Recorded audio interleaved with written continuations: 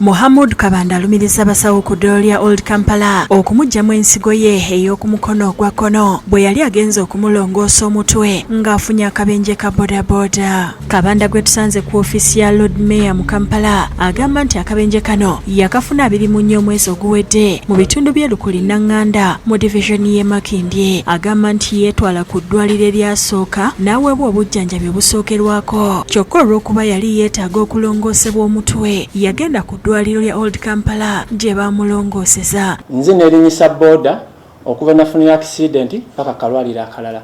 Kalwaliro nasookera ne bankuba eddagala okola ki mpaka first aid.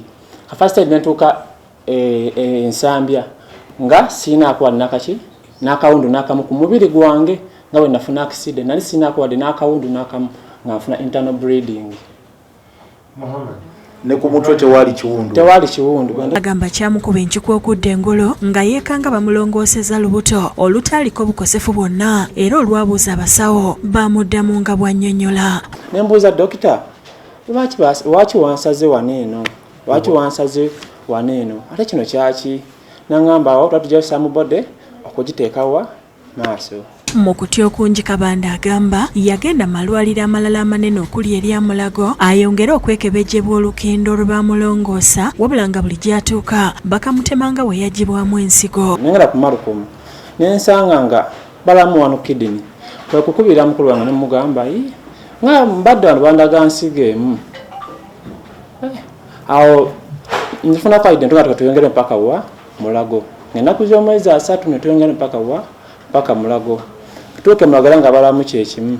Kabanda agamba nti eky'okumuggyamu ensigo ye kyamukuba wala songa n'abasawo ku ddwaliro lino olupapula kwe yassa omukono nga bagenda kumulongoosa olwamaliriza tebaalumuddiza. Ono atuuse n'okulaga ebifaananyi bye nga tannalongoosebwa okakasa nti byayogera takonjera ddwaliro. Ekisinga okuluma we baasala wano wennyini weetali. Wano we baasala wennyini weetali. Lwaki teyali eno? Wanyini we baasala weetali. Mu kiseera kino Kabanda agamba obulamu bwe buli matiga kuba waliwo emirimu gy'atasobola kwekolera n'asaba obwenkanya kuba n'abagambibwa okumuggyamu ensigo ye batandise okumulondoola. Wali muka yetugoberera twamanya nti oba yali yeyo oba yali yeyo. Twagala ne tuyingira buyingizi kkubo n'esigala mu jjaamu.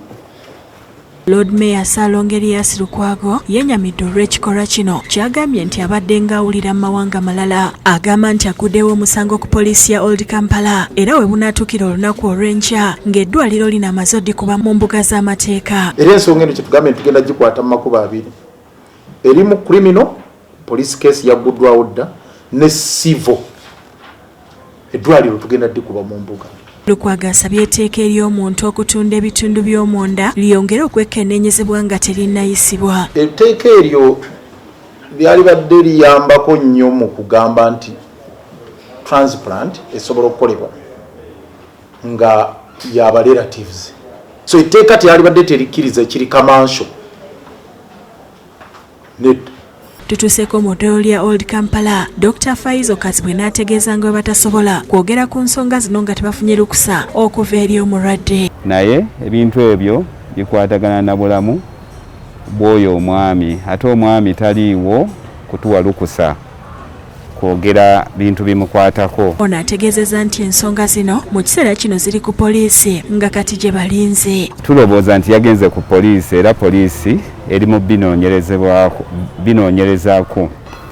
So tetulina nnyo kye tusobola kwogerako ensonga ku ssaawa zino.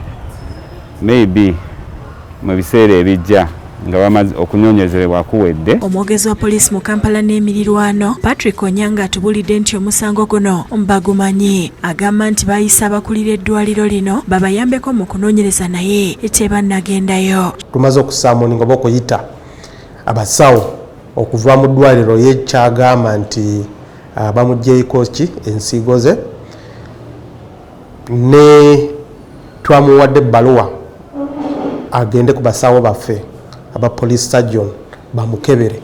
Katulinda bbaluwa okuva eri police surgeon oba abasawo baffe report okuva eri kuba police surgeon batuwe report bano naye bajje tubagyeko statement. Download the app on App Store or Google Play Store now. Vision Digital Experience, the future of media.